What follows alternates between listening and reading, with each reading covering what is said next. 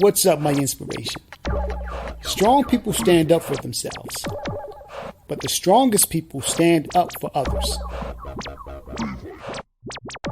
Now, when talking about bullying, many of us without second thought may quickly think about school kids. Unfortunately, this unacceptable behavior occurs within the workplace and our communities as well.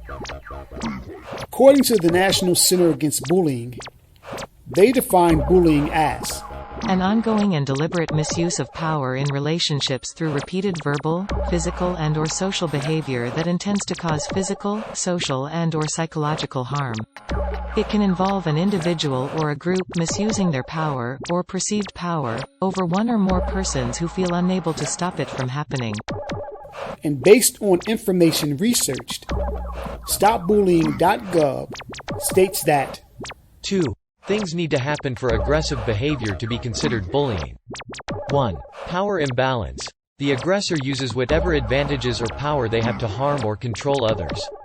This includes things like knowledge of private information, popularity, and physical strength. 2. Repeated attacks. Aggressive behaviors are repeated or leave the possibility for future attacks. Now before we move on, let's look at the 4 categories of bullying.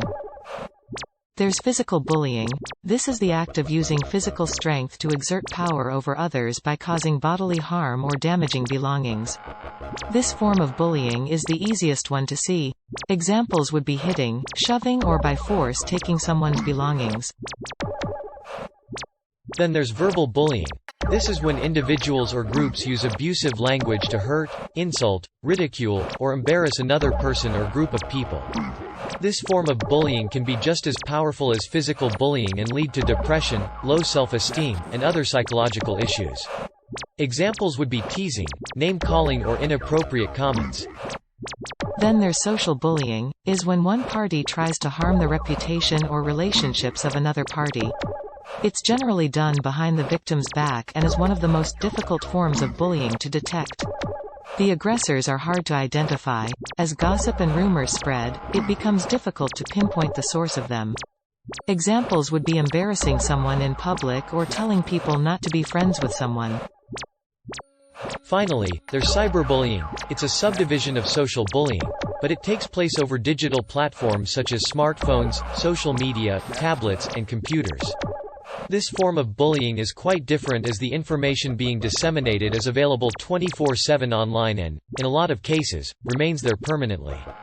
Examples would be sending hurtful text or spreading lies on social media platforms. And what's more alarming is statistics show that 1 in 2 people experience bullying at some point before their 20th birthday. That bullying often leads to suicidal tendencies among children and youth.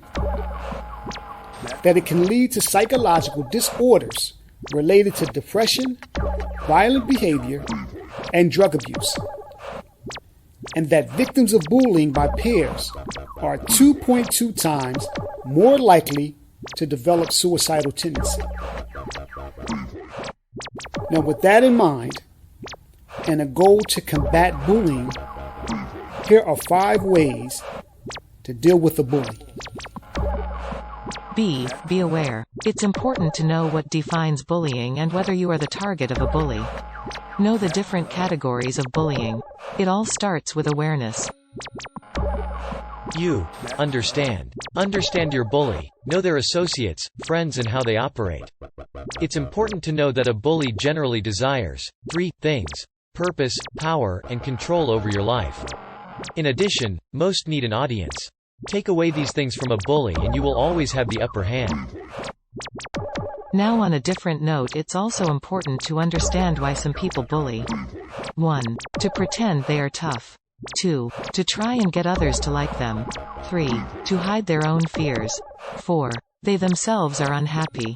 5. They don't like who they are. 6. They've been bullied. 7. Or it's their outward response to stress or a traumatic experience in their lives. An experience like parents divorcing, or as an adult bully, that person themselves going through a divorce, the death of a relative, the addition of a sibling, or the diagnosis of a serious health problem. L. Love yourself. This is one of the best weapons you have to shield yourself from a bully's goal, which is to gain a feeling of power, purpose, and control over you. C. Most bullies look for something that makes you unique, and this, for example, could be your unique physical appearance or interests. So, practice loving yourself so deeply that the love on the inside pushing out is far greater than the hate on the outside pushing in. L. Let someone know. Talk to a person you can trust and confide in. Understand that bullying is not something you need to take on by yourself. Now, this also goes for anyone who is a witness to bullying, because the ideal at all cost is to stop bullying before it starts. So, let someone know. Y. Yield. If the above actions are yielding negative results, then make the adjustments necessary to yield positive ones. So, as we all should know, bullying is not something to take lightly, and it is very important for each one of us to play a role in standing up against this problem. Now, through awareness, along with a better understanding of this issue, we can create for humanity environments conducive to allowing us to ultimately thrive in our respective lives.